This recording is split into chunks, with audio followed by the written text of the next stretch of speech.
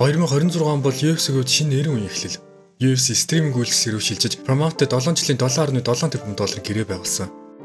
Өмнө нь ESPN-с жилд ойролцоогоор $550 сая орлого олдог байсан бол энэ түн $1.1 тэрбум болж байгаа гэхээр шинэ гэрээ компаниуд ямар ашигтай байсныг харуулж байна. Одоо UFC-г үнэлэх хэдэн тэрбум доллар болсон. Сүүл Dana White хэлсээр компани үнэлгээ 23 тэрбум хүрсэн гэсэн. Энэ тоо цаашдаа улам их өснө. UFC дараагийн 7 жил ямар ч асуудал үйл ажиллагаагаа явуулна гэдгээс нарахад холимог тулааны урлаг нэгэнтээ дэлхийн спорт болсон гэдгийг илтгэж байгаа юм. Гэхдээ UFC үргэлж юм алдартай, амжилттай байсан үгүй л үгүй. 30 гаруй жилийн хугацаанд энэ компани энэ спорт маш олон зам туулсан. Хууль бус олохоос эхлүүлээд санхүүгийн алдагдлал, дампуурал, ковид цар тахал гэх мэт маш олон саад бэрхшээлийг даван туулсан. Тиймээс энэ удаагийн бичлэгээр Paramount-ийн 90 үеийг тохиолдуулан UFC-ийн үүсэл, түүхэн хөгжил, 30 гаруй жилийн хугацаанд болсон онцлог үйл явдлуудыг товчлон хүргэх болно. Ингээд бичлэгээ эхлэе. UFC-ийн анхны санааг анх Art Devi гэх машин борлуулалт хүн гаргасан. Тэрээр машин борлуулах ажилдаа маш их сэтгэл гаргаж ажилладаг байсан ч бусдын бүтээсэн зүйлийг зархаас залхаж эхэлж байлаа. Тиймээс тэр өөрийн санаагаа бүтээхээр шийдсэн юм. Тэрээр тулааны урлагийг биширдэг нэг юм байсан. Тухайн үеийн сонин сэтгүүлд өөр төрлийн тулааны урлагийн хүмүүс хоорондоо үзвэл хэн нь ялах вэ гэдэг асуулт гарч ирдэг байв.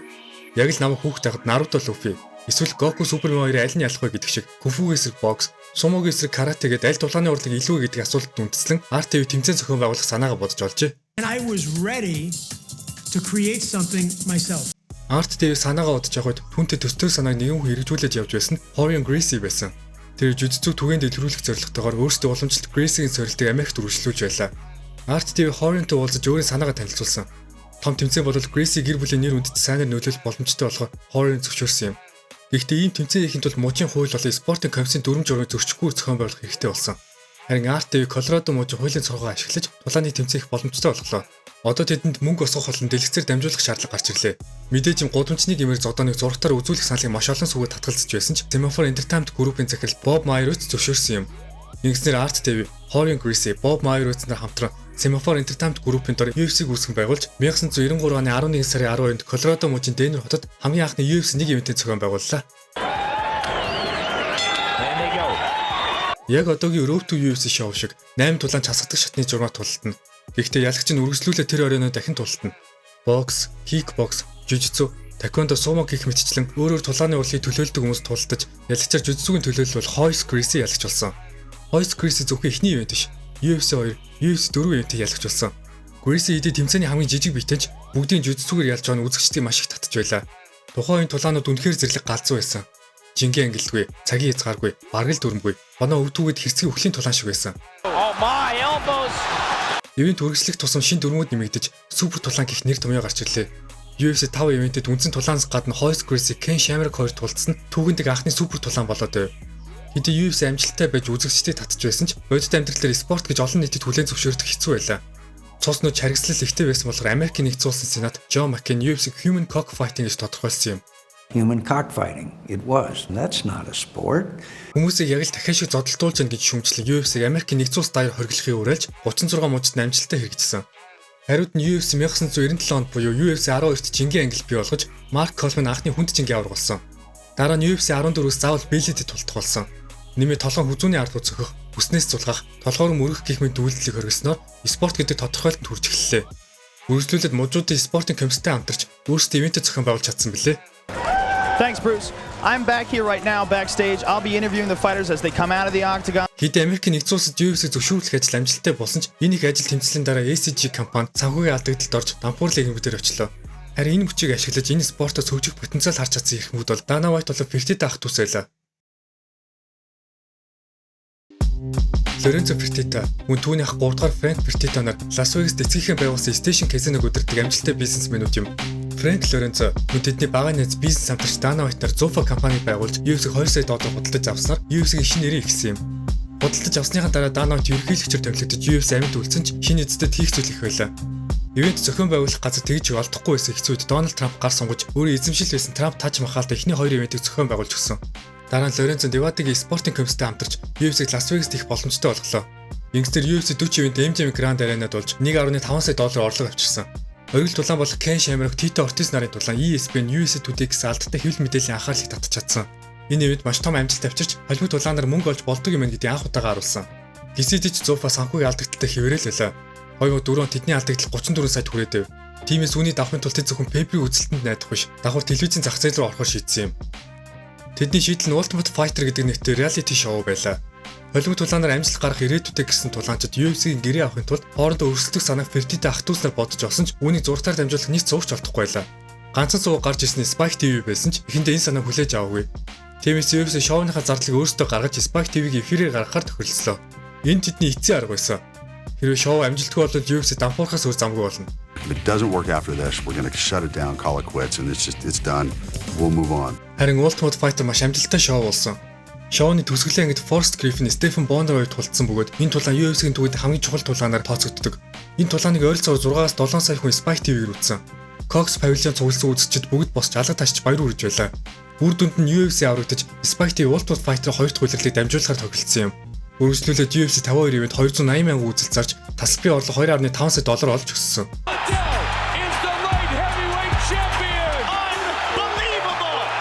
Энэ цагаас хойш UFC сэргэж эхэллээ.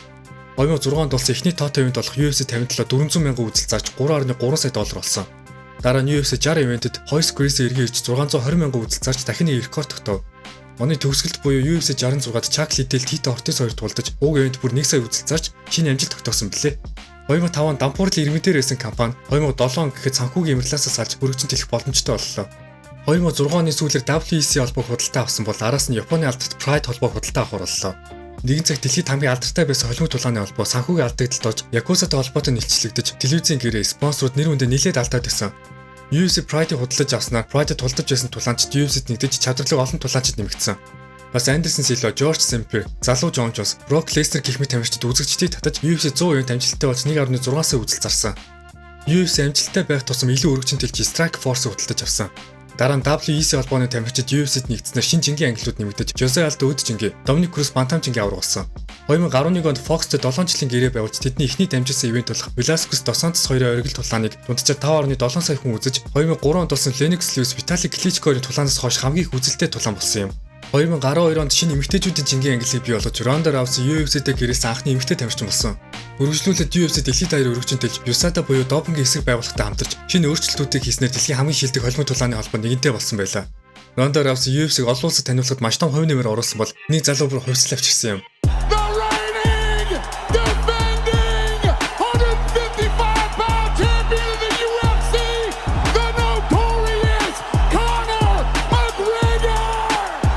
Conor McGregor-ийн фэнүүдэд нөлөөлж байгаа байдал, тулаан төгсөж байгаа байдал, бусад тулаанчдын хил амар үдэж байгаа гэдээ үйлдэл бүр нь гайхалтай байсан. We're rich baby. Conor McGregor made us rich. Break out the red panties. We're rich baby. Ирланд дээр entertainment бусдыг байлдан дагуулж байгаа үйл хэрэг нь UFC-д илүү их амжилт авчирч, холимог тулааны ямар ч ойлголтгүй хүмүүст ч UFC-г танилцуулж чадсан. Мэдээж Conor McGregor Jose Aldo-гийн тулаанаар UFC маш олон шинэ фэнүүдийг татсан. McGregor-ийн авчирсан нөлөөгөөр UFC зөвхөн тулааны спорт дотор биш, Америкийн мэргэжлийн дөрвөн том спорт руу хүртэл өрсөлдөх хэмжээний болсон юм. Ronda Rousey Conor McGregor-аар UFC-г үнэлэх үлэм жинжээгээр нэмэгдүүлж компани урд өмнө байгаагүйрээ алдартай болж байсан ч 2016 ах トゥ Fertitta-нар UFC зархаар шийдлээ. Ийм өндөр үнэлгээтэй дэлхийн спорт болсон бизнесийг ашигтай байгаа дээр зарахыг хүссэн ч Dana White хүсээгүй юм. It was actually a really bad time for me. I didn't want to do it. Гэхдээ шийдвэрийг хүндэлж компани $4 тэрбум зарагдахаар болсон. Анх $2 сая авсан компани $4 тэрбум олгож зарсан ч Fertitta нарын хувьд маш ашигтай зөв шийдвэр байсан. Харин худалдаж авсан компани WME, IMG гэх медиа компани юм. Урлаг соёлын одод Холливуудтай хамтарч ажилладаг компани UFC-г худалдаа авч UFC дэлхийн брэнд болох дараагийн шат руу шилжсэн. Мөн UFC-тэй нэгдсэн компани нэр Endeavor Group Holding болж өөрчлөгдөж, Dana White компани гүйц захирал ерөнхийлөгч чигээр үлдсэн билээ. Бизнес үргэлжилж UFC, ESPN-д 2018 онд шинэ телевизэн гэрээ байгуулсан. Мөн тухайн жилд Conor Habib хоёрын тулаан болж 2.4 сая үзэлт зарж Америкт хамгийн өндөр үзэлттэй холимог тулааны ивент болсон юм. T-Mobile Arena-д 20 мянган хүн цуглаж $17 сая орлого олж түүхэн амжилт тогтоосон юм. And still the undisputed champion of the world, Khabib Nurmagomedov.